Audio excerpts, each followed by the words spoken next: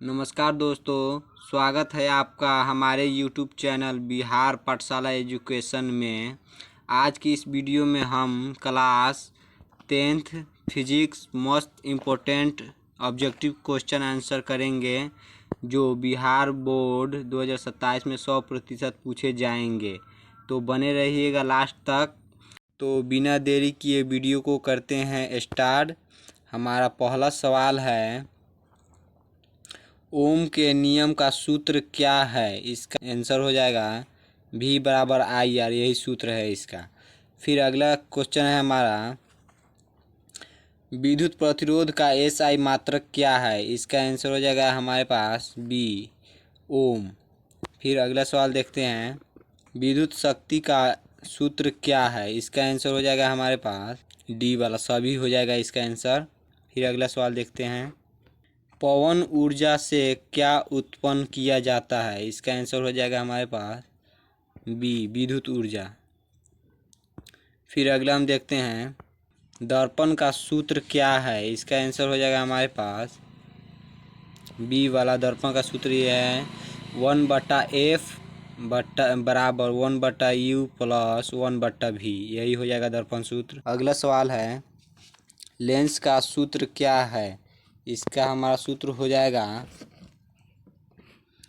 B number वाला हो जाएगा 1/F बराबर 1/V माइनस 1/U, यही हो जाएगा हमारे पास। फिर अगला सवाल है, आवर्धन का सूत्र क्या है? इसका आंसर हो जाएगा हमारे पास B हो जाएगा M बराबर V/U, यही हो जाएगा आवर्धन का सूत्र। फिर हमारा अगला सवाल है, श्रेणी क्रम में तुल्य प्रतिरोध का सूत्र क्या है? इसका राइट आंसर C हो जाएगा R बराबर R1 प्लस R2, और भी होते चला जाएगा प्लस में R1 R2 R3 R4 ऐसे होते चला जाएगा।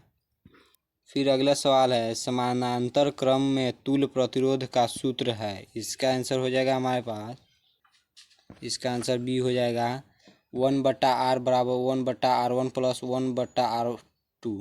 फिर हमारा अगला 10 नंबर का सवाल है, जूल के तापन नियम का सूत्र है? इसका आंसर हो जाएगा हमारे पास B नंबर H बराबर I²RT। फिर हमारा अगला सवाल है 11 नंबर, निर्वात में प्रकाश का वेग कितना होता है? इसका आंसर हो जाएगा हमारे पास C, इसका राइट आंसर हो जाएगा 3×10⁸ ms हो जाएगा इसका आंसर। फिर अगला सवाल है हमारा 12 नंबर, वायु का अपवर्तनांक कितना होता है? इसका आंसर हो जाएगा हमारे पास C 1 होता है।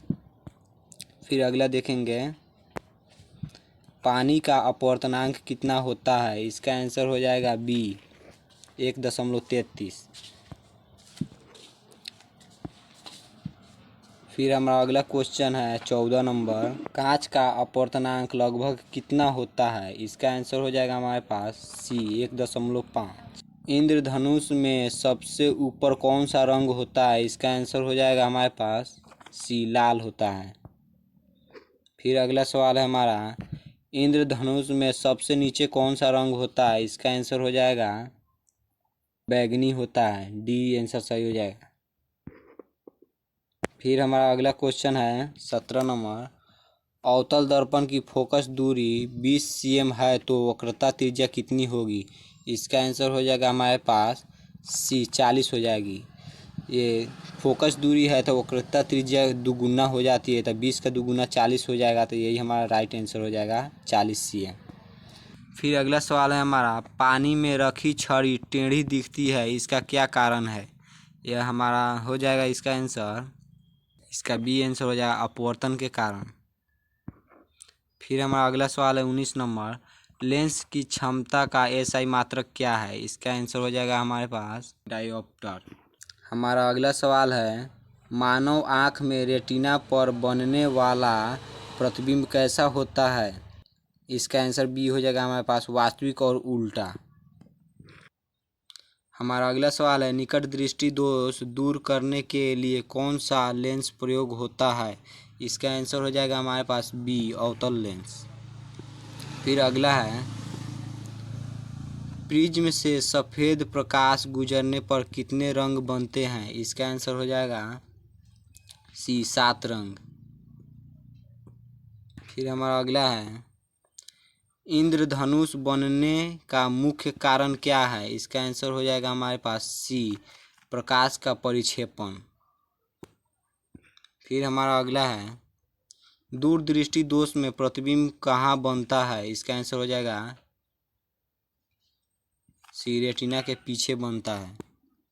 फिर हमारा अगला सवाल है, घरों में सभी विद्युत उपकरण कैसे जुड़े होते हैं? इसका आंसर हो जाएगा बी, समांतर क्रम में। फिर हमारा अगला सवाल है,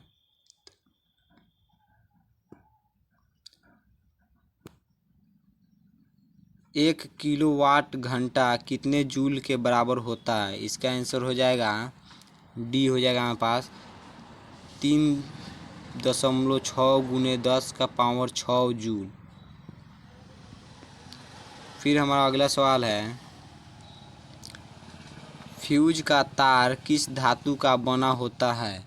इसका आंसर हो जाएगा हमारे पास टीन और सीसा का। फिर अगला सवाल है,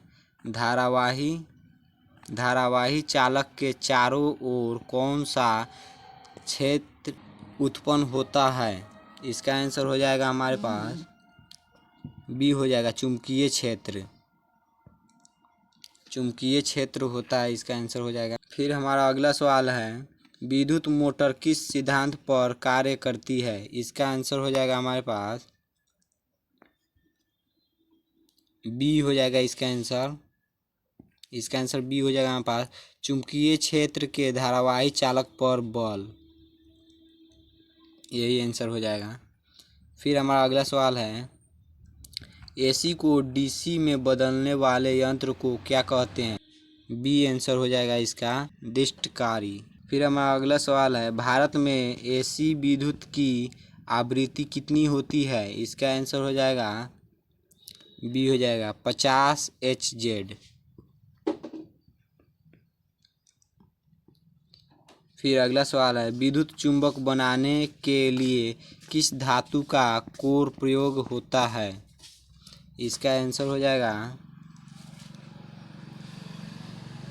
बी, आंसर हो जाएगा नरम लोहा का।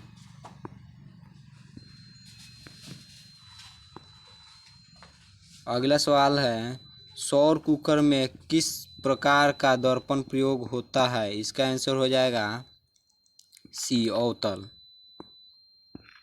फिर अगला सवाल है, बायोगैस का मुख्य घटक कौन सी गैस है? इसका आंसर हो जाएगा हमारे पास बी, मीथेन हो जाएगा। फिर अगला सवाल है, निम्न में से कौन नवीकरणीय ऊर्जा स्रोत है? इसका आंसर हो जाएगा सी, सौर ऊर्जा। अगला सवाल है, ओजोन परत पृथ्वी के किस मंडल में पाई जाती है? इसका आंसर है बी, समताप मंडल में।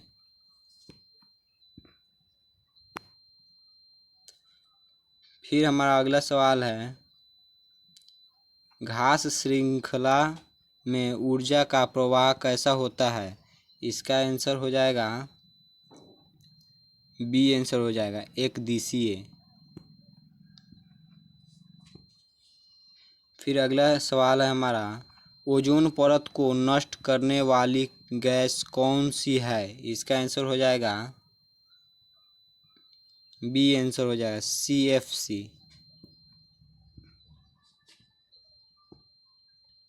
फिर अगला सवाल है, उत्तल लेंस की क्षमता धनात्मक क्यों होती है?